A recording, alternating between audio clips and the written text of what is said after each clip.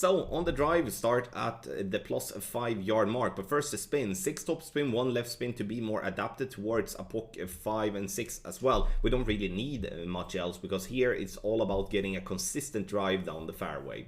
White ring by the rough line with a puck 8, and we are adjusting max plus 10 power 4 ball settings.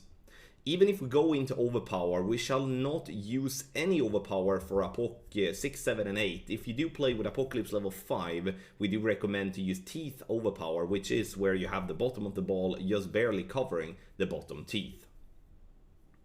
The goal here is to get the ball to be somewhere around 345 to 355 yards. And depending on, you know, if you hit great left, great right or perfect, you're still gonna be safe, because all of those type of plays has been tested. 352, absolutely perfect. Now we are focusing on the B52 or the Grizzly on the second shot.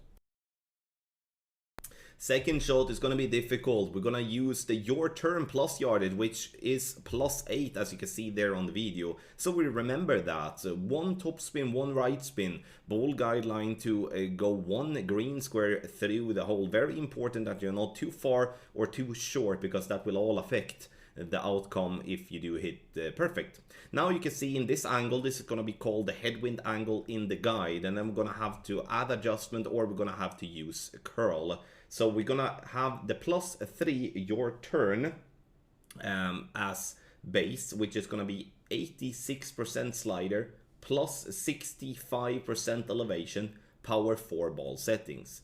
And here, as we're having headwind angle, I'm going to use 2 clicks of right curl to compensate for that. You can also add 0.1 to the adjustment if you want to compensate with that too. Have in mind that this is king wind, and that's the reason why we're just barely getting that one to drop on the left hand side. But however, this shot has been way more consistent for me than I expected it to be. And unfortunately, with such a crappy wind of tee, it's absolutely impossible to go straight down the middle. And then we're going to have to focus on the right hand side, even though it's going to be a lot of rings to pull. One thing extra as well, you're going to do 2 pulls over bullseye with your B52 or with your Grizzly.